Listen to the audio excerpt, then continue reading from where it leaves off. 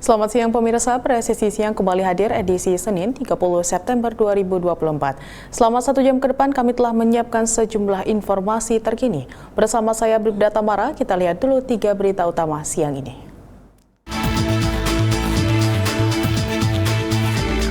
Polres Padang Pariaman menetapkan tersangka baru dalam kasus pembunuhan gadis penjual gorengan. Tersangka baru ini merupakan paman dari pelaku utama.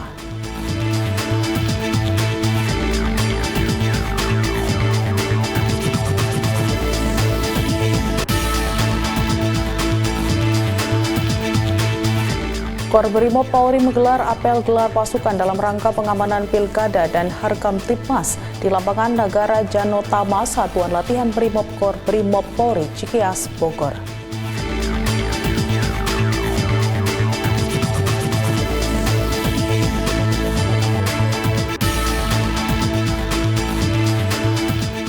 Polresta Surakarta menerjunkan ratusan personil gabungan untuk melaksanakan pengamanan pawai obor api Pekan Paralimpiade Nasional ke-17 di Kota Solo.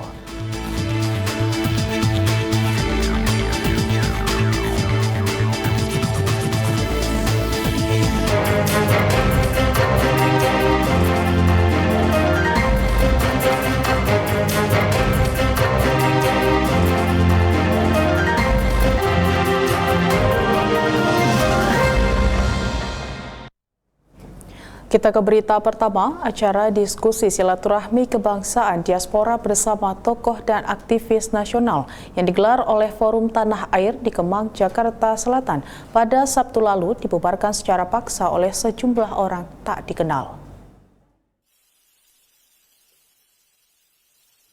Diskusi yang menghadirkan sejumlah tokoh seperti Din Syamsuddin, pakar hukum tata negara Refli Harun, Said Didu, Din Syamsuddin, Rizal Fadilah, dan Sunarko, semula dirancang untuk menjadi dialog antara diaspora Indonesia di luar negeri dan sejumlah aktivis mengenai masalah kebangsaan dan kenegaraan.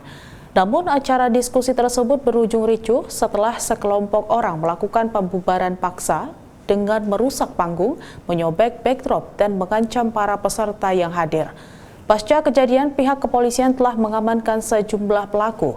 Karopenmas Divisi Humas Polri, Brigjen Truno Yudo Wisnu Andiko menghimbau seluruh masyarakat untuk menjaga situasi keamanan dan ketertiban masyarakat, serta mengajak seluruh pihak untuk menciptakan alam demokrasi yang lebih baik dengan menghargai kebebasan berpendapat yang dilindungi oleh konstitusi.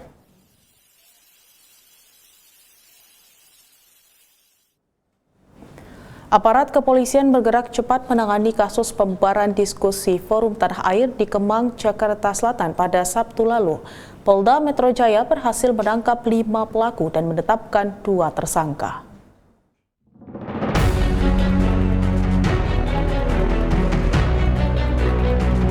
Polda Metro Jaya bergerak cepat menangani kasus pembubaran diskusi Forum Tanah Air di Kemang, Jakarta Selatan. Sehari setelah peristiwa ini, polisi berhasil menangkap 5 pelaku dan menetapkan 2 tersangka. Brigjen Pol Jati Wioto Abadi selaku Wakapolda Metro Jaya membeberkan peran 2 orang yang telah ditetapkan sebagai tersangka. Pertama adalah FEK yang merupakan koordinator lapangan saat pembubaran diskusi terjadi. Sementara tersangka lainnya ialah GW, diduga melakukan perusakan di lokasi. Sedangkan 3 orang lainnya yakni JJ, LW, dan MDM belum ditetapkan sebagai tersangka. Kami berhasil mengamankan 5 orang yang terindikasi sebagai pelaku. Di antaranya adalah inisial FEK, ini selaku koordinator lapangan. Yang kedua GW, ini selaku aksi pengerusakan yang ada di dalam. Kemudian JJ, ini masuk ke dalam membubarkan sampai melakukan pengerusakan, mencabut baliho-baliho yang ada di dalam.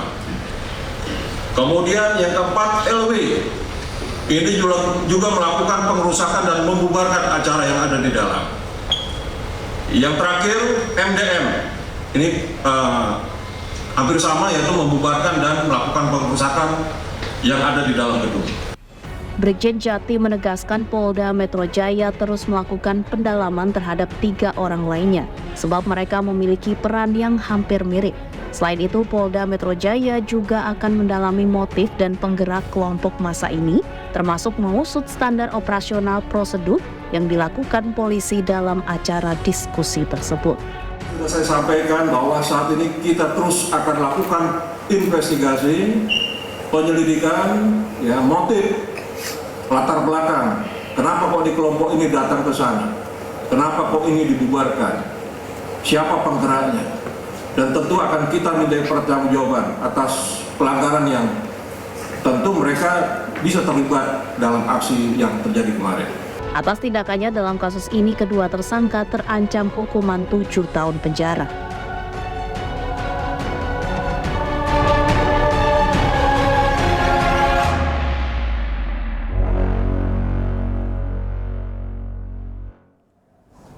Terkait insiden pembubaran diskusi di Kemang, Jakarta Selatan, Karopenmas Divisi Humas Polri menyampaikan instruksi Kapolri kepada seluruh jajaran untuk menindak tegas dan tidak akan mentolerir segala bentuk tindakan atau aksi premanisme dan anarkis kelompok manapun dengan alasan apapun. Karopenmas juga menghimbau masyarakat untuk saling menjaga keamanan dan ketertiban bermasyarakat dengan mengedepankan rasa saling menghargai.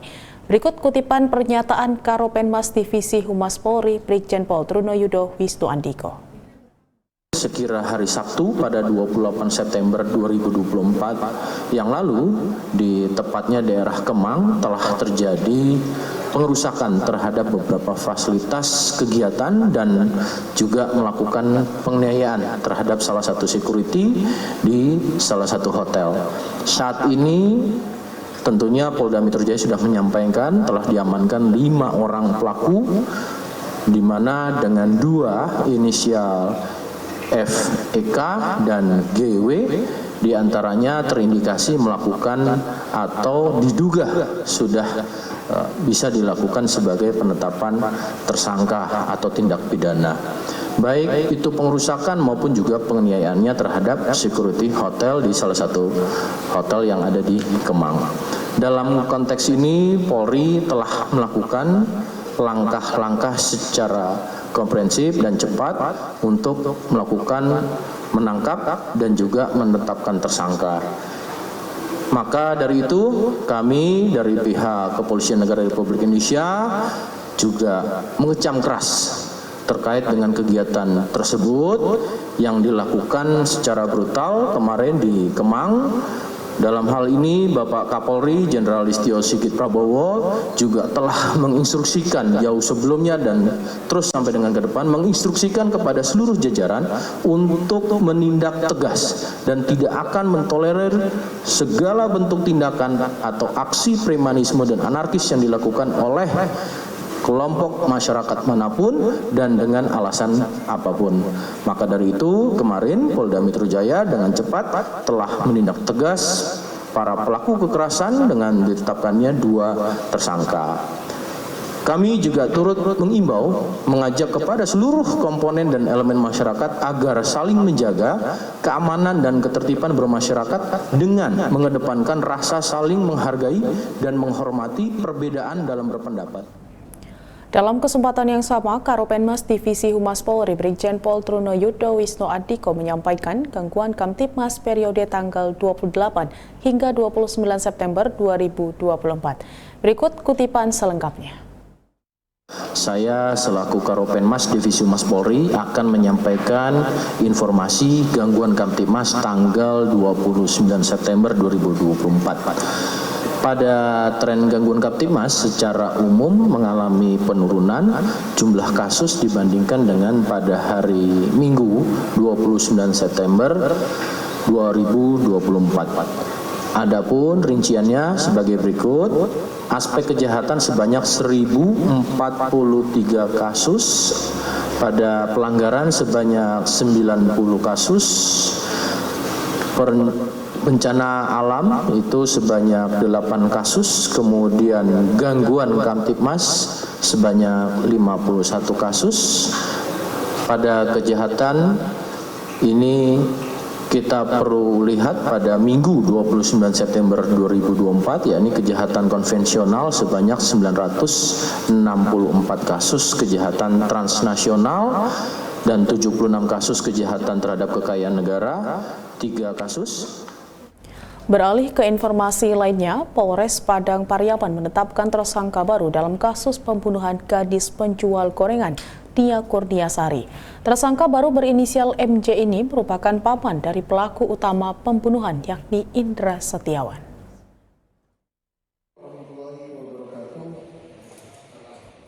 Kapolres Padang Pariaman AKBP Ahmad Faisal Amir menyebut MJ ditetapkan sebagai tersangka setelah penyidik melakukan pengembangan penyidikan terkait kasus kematian Nia. AKBP Ahmad Faisal mengungkapkan peran MJ dalam kasus ini adalah melakukan perintangan atau menghalangi penyidikan. Tersangka MJ saat ini telah ditahan di Polres Padang Pariaman. Kapolres Padang Pariaman juga menyebut dalam kasus ini diperkirakan masih akan ada tersangka lain. Kami mendalami penyidikan, ditemukan satu perbuatan pidana dari salah satu saksi dari tersangka IS. Apa yang dilakukan oleh saksi tersebut dalam laporan LP model A nomor 8 Romawi A bulan 9 2024 menjelaskan adanya perintangan penyidikan yang dilakukan oleh seseorang sehingga mengakibatkan tersangka melarikan diri atau kabur dari panggilan penyidik. Sehingga kami menetapkan MJ alias DN sebagai tersangka dalam kasus perintangan dalam penyidikan yang menyebabkan larinya tersangka. Sementara itu di Kalimantan, kasus penemuan bayi laki-laki di Jalan Mazda Asaleh, Kecamatan Samarinda Ilir, Kota Samarinda berhasil terungkap. Dari hasil penyelidikan, Polresta Samarinda menetapkan 2 tersangka, DM dan AM, yang merupakan orang tua dari bayi tersebut. Menurut Kapolresta Samarinda, Kombes Pol Arif Fadli, kasus ini bermula dari laporan Ketua RT dan Babin Kamtibmas yang menemukan bayi yang masih hidup di depan rumah warga. Kedua orang tua bayi ini kemudian berhasil ditangkap di 2 lokasi berbeda. Sang ayah ditangkap di Jalan Awanglong pada 16 September lalu, sementara DM ditangkap keesokan harinya di Tanah Grogot, Kabupaten Pasir. Dari hasil penyelidikan, keduanya diketahui merupakan pasangan kekasih yang belum menikah. Atas perbuatannya, keduanya dijerat dengan pasal tentang perlindungan anak, serta pasal yang mengatur tentang penelantaran anak.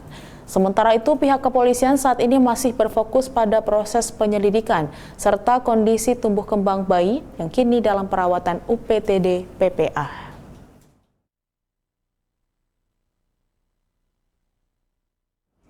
Sebanyak 4.028 buah knalpot tidak sesuai spesifikasi teknis hasil operasi Polres Sukoharjo dimusnahkan di Mako Polres setempat. Informasinya akan kami hadirkan setelah jeda berikut ini.